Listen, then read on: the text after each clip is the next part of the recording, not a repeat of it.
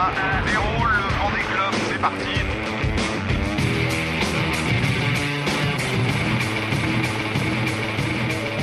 « 24 heures sur 24, on se bagarre, on se bagarre. »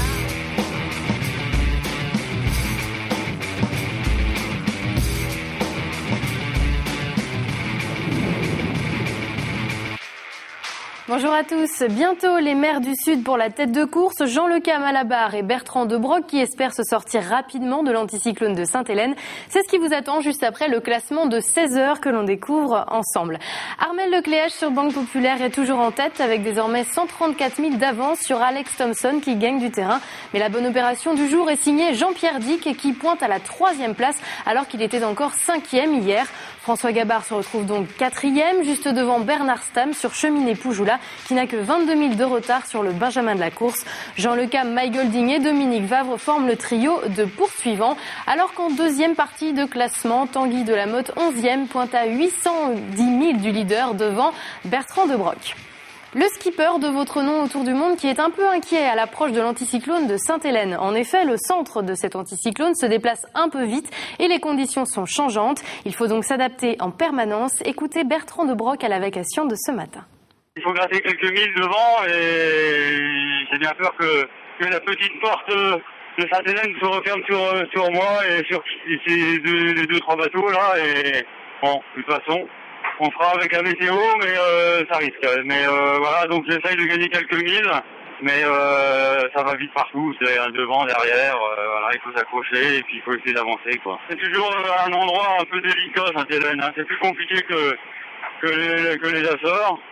Et là, il se déplace un peu vite, le centre, et au début, je pensais passer devant, et j'ai bien peur qu'on soit obligé de faire le tour par le sud, quoi. Mais bon, c'est pas dramatique non plus, hein. Ça sera pas des mauvaises conditions, hein.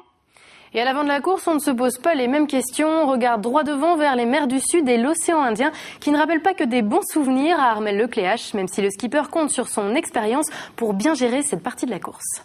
Mon premier Vendée Globe, j'ai pas encore une grosse expérience sur ces bateaux-là, donc j'étais y allé un peu à tâtons. J'avais mesuré un petit peu la difficulté de ces mers du Sud, c'est notamment la mer, la difficulté de la dureté de la mer dans l'océan Indien notamment. On avait des conditions assez difficiles. Donc voilà, on va voir cette année. Normalement, j'espère être un peu plus performant. C'est l'objectif que je me suis donné au départ, de tenir un rythme un peu plus élevé. Donc on va voir, on va essayer de se caler aussi par rapport aux adversaires, voir un peu comment eux, quel niveau de curseur ils mettent sur la table. Et puis voilà, en tout cas on s'est préparé pour ça, c'est sûr que l'expérience va me servir d'il y a 4 ans. Et puis on verra bien, en tout cas les conditions météo qu'on va rencontrer sont sûrement pas faciles, donc faudra à la fois aller vite mais aussi être prudent parce que l'objectif c'est quand même de mettre le bateau en sécurité, de pas faire de bêtises, de pas de casser de matériel.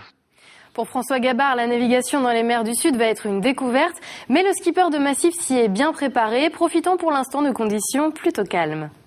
J'en ai en effet plutôt causé avec les gens qui sont déjà allés ces dernières années et pas forcément là ces derniers jours. Mais j'ai beaucoup échangé avec eux, disons dans les années précédentes pour essayer de comprendre un peu comment ça se passait et comment ça allait se préparer à ça. Voilà, mais je me sens prêt et je me sens prêt pour y aller là. Heureusement d'ailleurs tu me diras parce que c'est dans pas longtemps. Non, la mer est plutôt plate, ce que je disais, donc parce que le bateau va assez vite s'en sortir. On est à l'avant du front, donc forcément à l'avant du front, la mer est pas encore calée. Je suis en plus dans la zone où il y a le vent le plus fort. Hein. Il y a vraiment plus fort dans le sud, c'est pour ça que Gearbag va plus vite entre autres. Et en effet, on l'a vu tout à l'heure au classement, l'option de Jean-Pierre Dick n'était pas si mauvaise. Sans vent lors des premiers jours, il est désormais plus rapide et vous le voyez sur la carte, son option plus au sud n'est pas le chemin le plus direct, mais celui où il y a le plus de vent, ce qui lui permet de grappiller quelques milles au leader. De son côté, Jean Lecam, que vous avez vu en 6e position, profite lui encore un peu des températures agréables pour barrer en t-shirt et au soleil. Son bateau avance assez vite à 17 nœuds de moyenne et il a donc décidé de donner un peu de repos au pilote automatique pour reprendre les commandes. Je fais pas que bricoler aussi, je sais barrer aussi. Et puis dans les conditions qu'il y a en ce moment, c'est un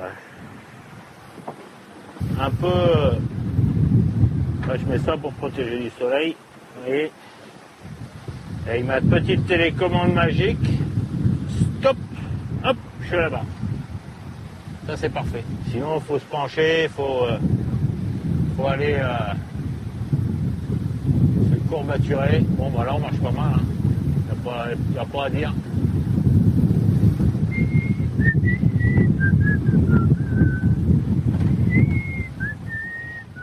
Effectivement, pour l'arrière de la flotte, les conditions de vent permettent d'aller plus vite. Tanguy Delamotte en profite en essayant de rester à l'abri. Comme vous pouvez le voir, les conditions de navigation ce matin ont un petit peu changé. On est à 100 degrés du vent avec 25 nœuds de vent. Donc autant vous dire que ça va vite, qu'on fait de la distance.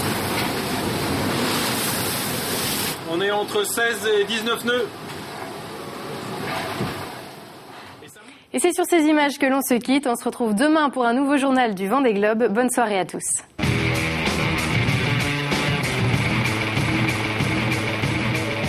24 heures sur 24, on se bagarre.